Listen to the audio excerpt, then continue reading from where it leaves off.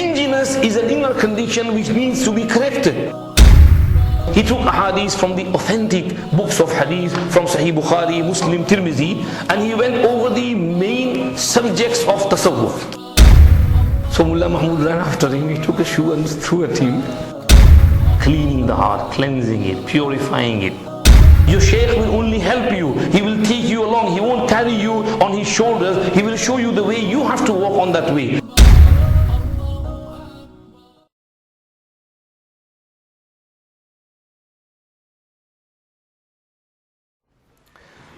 Hazrat started his early education at very young age, Hafiz al-Quran, very intelligent person. From his childhood he was very well behaved and punctual of his Saum and Salah.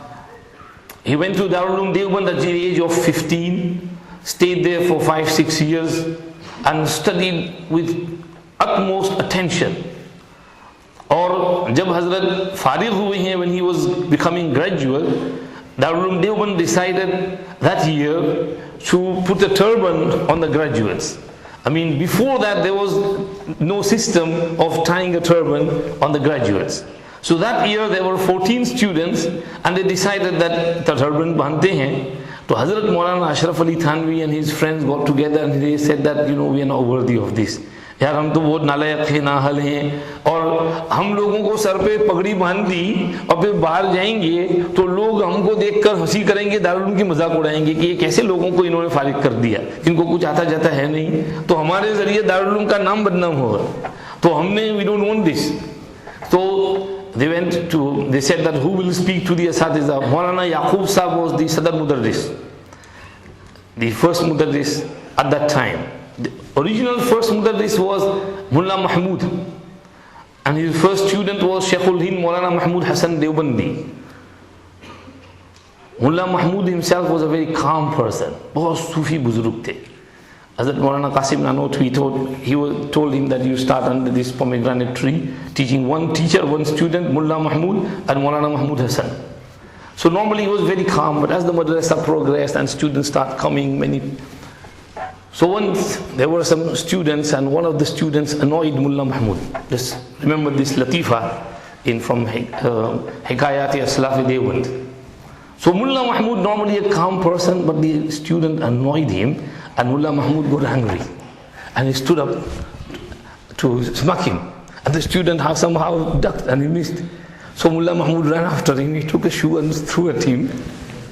So Maulana Qasim Nanot was watching and he said, भाई हमने ये सोच रखा था कि मुल्ला महमूद में अनासिर अरबा में से सिर्फ 3 उनसुर हैं, आज पता चला कि चौथा उनसुर नारी भी उनमें है. That a human being is made of 4 components: आबो आतिश खाको बाद, water, air, mitti, soil and fire. So today we have found out that we thought that Mullah Mahmud had only 3, but the 4th one, fire, is also in him. Anyhow, Mullah Mahmud was the first Mudarris. After that, Maulana Yaqub was the Sadar Mudarris at that time. So Hazrat Maulana Ashraf Ali Thanwi approached and he said that, we are not worthy of this. तो हमको ये पगड़ी मत पहनाओ, अल्लाह के वास्ते मदरसे की बदनामी ना हो. But Hazrat Maulana Yaqub Sahib said, go, तुम्हारा ये एहसास अभी अच्छा है, लेकिन इंशाअल्लाह यही तुमको आगे परवान चढ़ाएगा, और जब तुम जाओगे तो बाहर तुम होगे और तुमसे खूब फायदा होगा, फैलेगा. So that was the first instance when the pagdi was tied on the graduates at that time. Hazrat Maulana Ashraf Ali Thanwi Rahmatullah Alayhi went to Kanpur, like Mufti Abdur Rahman explained. 14 years he spent there, and then under the instruction of Hazrat Haji Sahib, his Sheikh, he came to Thana Bhavan and he started his work over here. And Hazrat passed away in the year 1943. So this is a little bit about the author. And the subject about which this book is tasawwuf. Tasawwuf क्या है?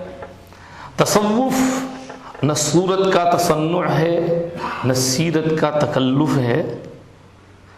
तसव्वुफ न सूरत का तसन्नुअ है, न सीरत का तकल्लुफ है.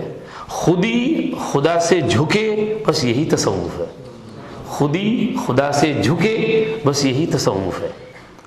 किसी से मैं ये क्यों पूछूं तसव्वुफ किसको कहते हैं, किसी से मैं ये क्यों पूछूं तसव्वुफ किसको कहते हैं, खुद अपने दिल को देखा और समझा इसको कहते हैं, खुद अपने दिल को देखा और समझा इसको कहते हैं.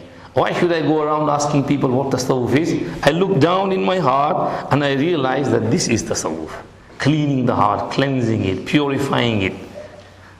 If your heart is clean, part, Allah subhanahu wa ta'ala said, إِلَّا مَنْ أَتَى اللَّهَ بِقَلْبٍ سَلِيمٍ. On the day of Qiyamah, such a person will attain salvation who comes with a heart which is salim, salamati wala dil lekar aaye. Ibrahim अलैहिस्सलाम के बारे में अल्लाह ने कहा इद जा रब्बहू बिक़ल्बिन सलीम. इब्राहीम अलैहिस्सलाम had a sound heart, उनका दिल बहुत सलामती वाला था. तो तसव्वुफ से मकसद ये है दिल को सलामत करना. Hazrat Mufti Sahab yesterday in his discourse in London explained tasawwuf really nicely, beautifully. Maybe he might do the same today as well, so I don't want to go down that line too much. But over here in this book, we come to the third point of the book. This book is At-Tasawwuf, At-Takashshuf an Muhimmat At-Tasawwuf, written by Hazrat Maulana Ashraf Thanwi rahmatullahi alayhi. There were two books. Another one was At-Tasharruf bi Ma'rifati Ahadith At-Tasawwuf. So both of them have been combined to some degree, and the ahadith have been taken, and from there many masail have been taken out. It was in Urdu. The translator is Sheikh Yusuf Talal de Lorenzo. He lives in Virginia, USA.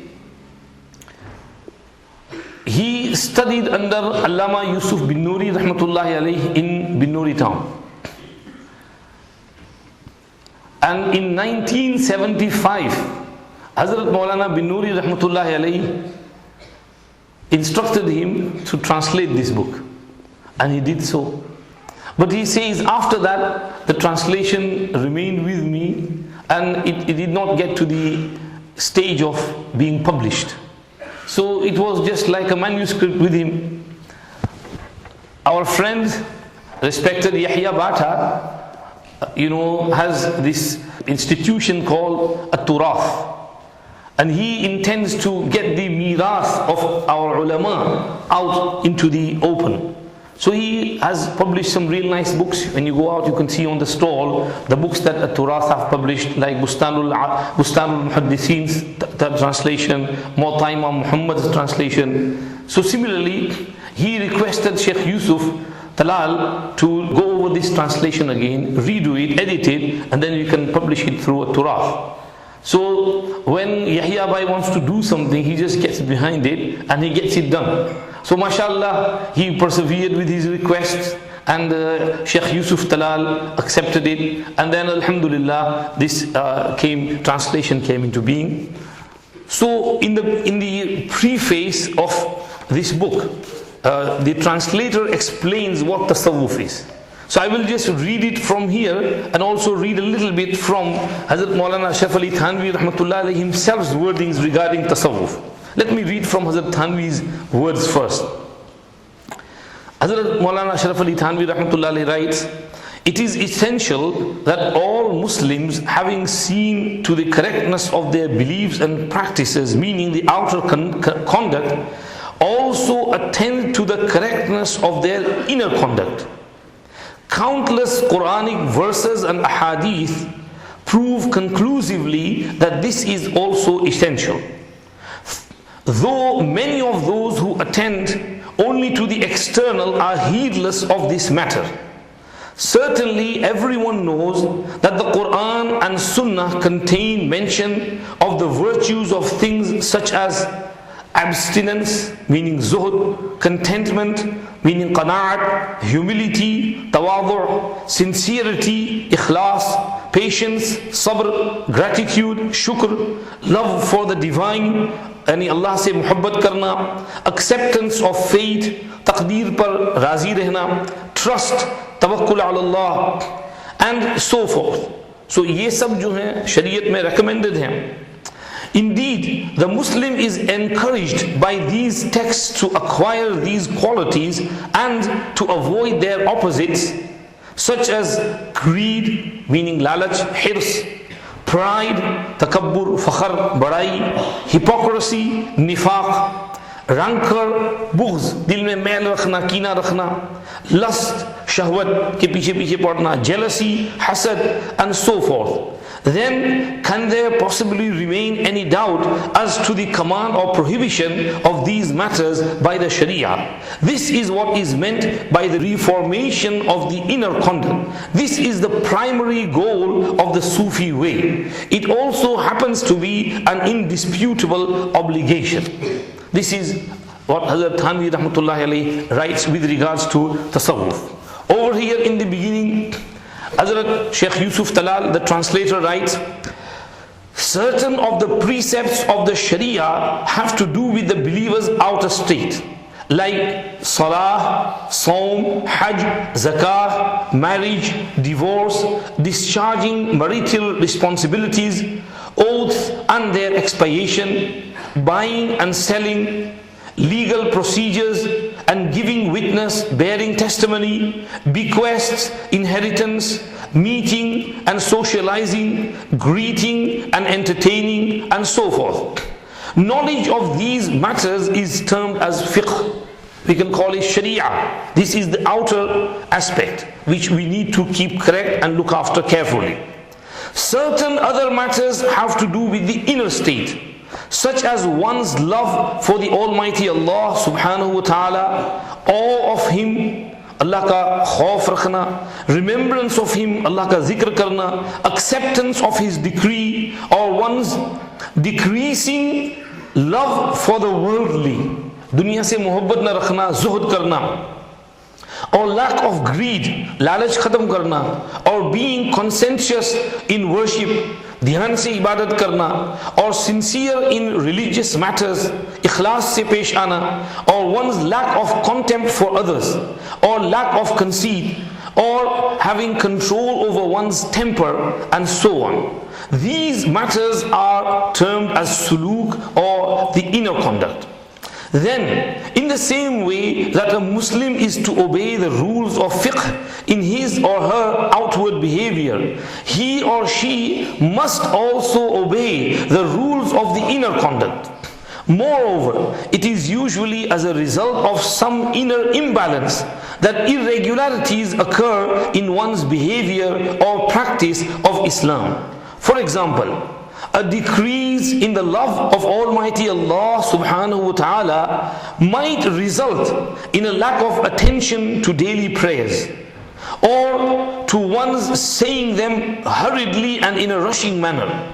So if you don't have the love of Allah in your heart, you will rush your salah, or you will not pray properly, you will miss your namaz, because you don't have the proper love of Allah. So you need to develop that love of Allah so you can pray properly. Namaz barabar पढ़ सकेंगे अगर अल्लाह की मोहब्बत दिल में होगी. इसको पैदा करना ज़रूरी है. तसव्वुफ ये करता है, तुम्हारे दिल में अल्लाह की मोहब्बत पैदा करता है. Likewise, as a result of avarice, one might not give zakah or go on hajj.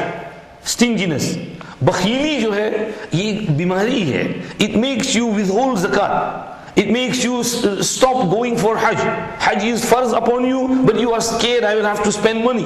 So stinginess is a bad habit. You need to rectify that condition. Some people get so stingy, they don't wash their clothes properly. Even when they get napak, they pray salah with that napak clothes, because of their stinginess, because of using water and soap powder and that. So their salah is not valid. So stinginess is an inner condition which needs to be corrected. So the tasawwuf and Sufiya kiram, they help you to rectify that condition. This is what tasawwuf is about. Similarly, owing to one's self-aggrandizement or one's inability to check one's anger, one may commit injustice or injustice on another, or usurp his or her rights. अगर इंसान अपने गुस्से को control में ना रखे तो दूसरे पर जुल्म करेगा, मारेगा, उसका हक खा जाएगा, उसकी ज़मीन खा जाएगा, पैसा खा जाएगा और चीज़ें ले लेगा. तो गुस्से को कंट्रोल में करना ये ज़रूरी है. If one was to recognize one's faults and then take care to correct them, the fact remains that unless some sort of inner rectification takes place, one will be sure to lapse in one's effort to correct the problem. Thus, for the above reasons, it should be obvious that the rectification of inner conduct is essential. Yet the problem is that inner ailments are difficult to detect. You know, these inner बीमारीज, ये दिल की बीमारियां, इसको detect करना और पकड़ना बहुत मुश्किल काम है. जल्दी पकड़ी नहीं जाती हैं ये बीमारियां. हर आदमी समझता है यार मैं तो दुनिया का सबसे बड़ा सूफी हूं. There is no big बुजुर्ग in the dunya than me. So these inner bimaris, you don't realize that you've got this stinginess, you've got this anger, you've got this lack of love of Allah subhanahu wa ta'ala, and you've got all these pride and haughtiness and show off and boasting and these bad bimaris. So he's saying that these inner ailments are difficult to detect, and even if they are detected, it is no easy matter to prescribe a proper cure for them. It's not easy to prescribe a proper cure for them. In fact, even if the cure was to be known, the taking of medicine is nearly always distasteful. You don't like the medicine. Kadwi hai dawa iski islah ki dawa kadwi hai. Now this is what Hazrat Maulana Ashraf Ali Thanwi rahmatullah alayhi used to do. In his khanqah, people would come for their rectification, and Hazrat would look at their condition carefully and give them the right medicine. Moving on. What this book is about, because it's got about 330 ahadith, and Hazrat takes masail of tasawwuf from hadith. Now this is an innovative way of Hazrat Thanwi rahmatullah alayhi. Before, the Sufi Kiram used to write books in which tasawwuf and hadith are incorporated with one another, like Harith ibn Asad al-Muhasibi, Abul Qasim al-Qushayri, Junaid Baghdadi, and others who say that tasawwuf and Quran hadith are interlocked with one another like these fingers. So they wrote some hadith, but sometimes in the books of Sufiya, like the books of Imam Ghazali and Abu Talib Makki's Qutul Qulub, there might be hadiths which are not that strong, and there is some weakness in the chain. This is not due to some fault with the Sufis. There is some reason is given over here by Sheikh Yusuf Talal, but I give another reason which is mentioned in Sahih al-Muslim, where Imam Muslim narrates from, I think, Yahya al-Qattan. يجري الكذب على لسانهم ولا يتعمدون الكذب. The explanation given there is that المرء يقيس على نفسه. A person gauges the other person according to his own self. So I think that this Haji Sahib is just like me, he's thinking the way I am thinking. So the Sufis think that I never lie, so nobody lies. So when they give them some hadith, they take it on face value and they take it, yes, this is the saying of Rasulullah sallallahu alaihi wasallam. That's where the mistake comes. So there was that many ahadith which were not right or da'if or weak or maybe sometimes mawdu, they come in those books, but that does not mean that that person is a bad person. Hazrat Maulana Ashraf Ali Thanwi rahmatullah alayhi, what he did over here was, he took hadith from the authentic books of hadith, from Sahih Bukhari, Muslim, Tirmizi, and he went over the main subjects of tasawwuf. Like for example, bay'at, how, from which hadith bay'at is taken, or also from, like for example, fana fi Sheikh, from which hadith the Sufi take these matters, like group zikr, you can do zikr in a congregation, so and so hadith prove that dhikr or in congregational zikr is allowed, there is no harm in there. Like for example, spiritual knowledge, ilmul ladunni, Sayyidina Ubay ibn Ka'b was asked, ayyu ayatin a'zamu fi kitabillah, by Rasulullah sallallahu alaihi wasallam, and he said ayatul kursi, Allahu la ilaha illa huwal hayyul qayyum, and Rasulullah sallallahu alaihi wasallam replied, liyahnikal ilmu abal munzir. So Hazrat Thanwi takes from there that certain ilm is given to a person when he is busy in remembrance and zikrullah all the time, then Allah inspires him. Allah is Allah. Like he used to inspire the Anbiya alayhimus salam, he inspires the awliya izam as well. So he takes that from there. Like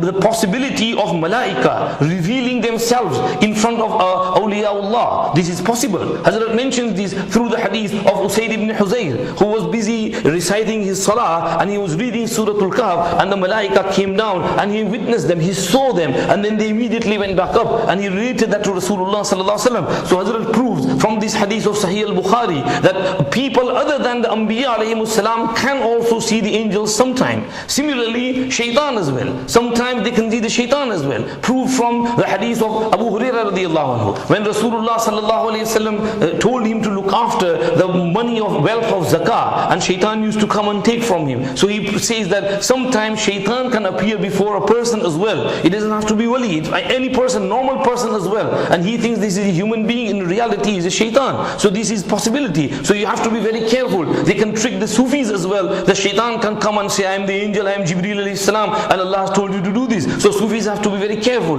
So Hazrat explains this. So these types of matters regarding, for example, Sufis say Kashful Qubur. You can go into detail over there. That sometimes awliyaullah go in a qabristan and they can see the condition of the qabr. It is opened before them. Hazrat Mufti Kifayatullah Sahab from Palanpur came once, and we took him to this, our qabristan, local qabristan, and he in Bolton. He stood there for a while, and then he hurriedly said, "Chalo, chalo, jaldi chalo, yahan se, jaldi chalo." So I was shocked that Hazrat just came with so eagerness, and suddenly, after he didn't say anything. After that, when he went for a bayan in Preston, he said that I've been to some qabristans over here, and I have seen that people are in azab due to mortgages. They have taken mortgages, their household families are paying mortgages, and they have died and gone to qabr, and they are getting azab over there. So then I realized that, Hazrat witnessed this. And this is how sometimes this condition is opened up. And Hazrat explains this through the hadith of that Sahabi who was once, who erected a tent upon a place, and he didn't know that there's a grave over there. But when he was about to lie down, he heard the person in the qabr reading Surah Tabarak al-Lazi biyadihi al-mulku wa huwa ala kulli shay'in qadir. So he came to Rasulullah sallallahu alaihi wasallam and related this, and Rasulullah sallallahu alaihi wasallam said, hiya al-mani'a, hiya al-munjiya, tunji min adhabillah. So this explains that sometimes you can know the condition of the person who is inside the qabr. Similarly, Hazrat mentions that the adab and etiquette of those who have passed away is similar to the adab of those who are alive. Like if you're a sheikh, you used to go in his company, benefit from him, and you used to sit at a distance from him. Similarly, when you go to his qabr, then you should also show that respect as well. He takes it from the hadith of Aisha radiallahu anha, that when Abu Bakr, my father, and Rasulullah sallallahu alaihi wasallam were buried in my house, I would go in that room casually. But when Umar was buried over there, I would not go in that room without covering myself properly due to the respect of Umar radiallahu anhu. So this shows that even after the death of a person, you should show them the respect that they are owed. So this is in the way which Hazrat explains. Like for example, explaining tasarruf, that sometimes tasarruf, Sufi kiram look at the person and they attention, and due to their tawajjuh, the person's condition can be changed if Allah wills, with the will of Allah. So Hazrat explains that through the hadith of Muslim, Ubay ibn Ka'b radiallahu anhu, he had some ishkal and i'tiraz upon the hadith of sab'atu ahruf, and Rasulullah sallallahu alaihi wasallam said his recitation is right as well and your recitation is right as well. So he thought to himself, how can both be right? And suddenly something happened to him. So Rasulullah sallallahu alaihi wasallam placed his hand on his chest, and suddenly all those ishkal and objections just faded away, and he says, it was as though I could see the arsh of Allah before my eyes, and my condition completely changed. So this is from there. Hazrat says tasarruf can be taken from that hadith. Rasulullah sallallahu alaihi wasallam did something and changed his condition. So there is possibility, but only by the will of Allah. This is why when there is no will of Allah, they can't change the condition. Like for example, Abu Talib's case. Rasulullah is sitting over there. He's urging him to say kalma la ilaha illallah, but Abu Talib did not say it. So his tasarruf did not work over there because he was not the will of Allah subhanahu wa ta'ala. So Hazrat keeps the balance and explains that over here. Similarly, many other masail like fana fi Sheikh.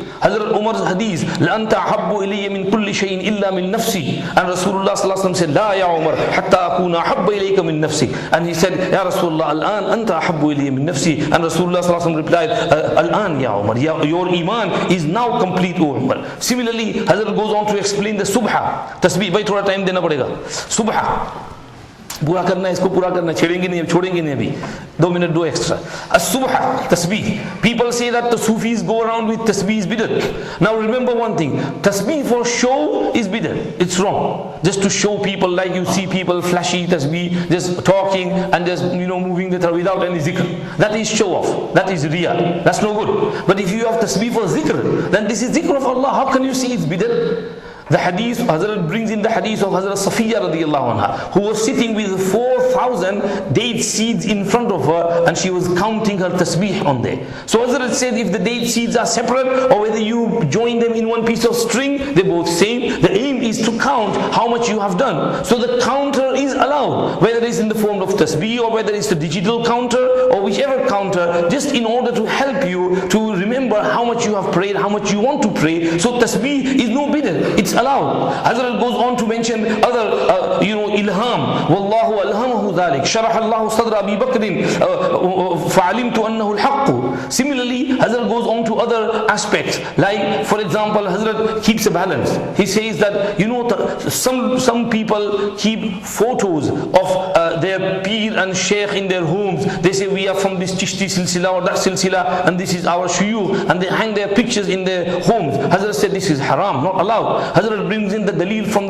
the hadith of Fath Makkah, when Rasulullah sallallahu alaihi wasallam went inside Ka'batullah Sharif, and he saw photos of Ibrahim and Ismail, pictures drawn, and they were playing with these arrows. So Rasulullah sallallahu alaihi wasallam said this is wrong. He told the person to bring some water and wash all those pictures away. So Hazrat brings that hadith and says that this proves that Sufis don't allow keeping the pictures and photos inside the homes. Veneration of images. Similarly, many other Hazrat says avoiding debates. Sufis should not debate around with people. Hazrat takes this from the hadith, Man taraka al-mira'a wa huwa batilun bunya lahu baytun fi rawad al-jannah, wa man taraka al-mira'a wa huwa muhiqqun bunya lahu baytun fi wasat al-jannah, wa man hassana khuluqahu bunya lahu fi a'daha. That if you have an argument with someone and you are wrong and you accept your defeat and say sorry to that person, apologize, Allah will give you a place on the outskirts of Jannah. If you are in an argument with someone and you are right, but still you say, okay, no problem, I don't want to argue with you, Allah will give you a place in the middle part of the Jannah. And if you rectify and beautify your conduct, then Allah will give you a place in the loftiest and highest part of Jannah. So this is what the Sufis teach, that don't go around arguing with people, keep your conducts clear. So this is how Hazrat explains. Hazrat explains that the Sufis sometimes can see with the nur of Iman from their hearts. And he says this through the hadith, ittaqu firasat al-mu'min fa innahu yanzuru bi nurillah. Hazrat explains that sometimes a person can see at a far distance while he is sitting over here. And some people object upon this. But Hazrat brings the hadith of Umar radiallahu anhu, when he is giving khutbah over here in Madinah Munawwara, and he is speaking to the army many miles away, saying, Ya Sariyah al-Jabal, Ya Sariyah al-Jabal. He could see their condition. He spoke from here, and they heard him. And Allah subhanahu wa ta'ala is the one who does. From here, the karamat of awliya can also be explained. That karamat means honor. Allah honors a person whom He loves with something out of this world, something miracle. Allah wants to honor him. So karamat cannot be performed by the person himself. It is by the will of Allah subhanahu wa ta'ala. So this is how the masail of tasawwuf have been explained through the proper ahadith and the correct ahadith. Many other ilmul ladunni, ilham, phase, within limits, and all these aspects have been discussed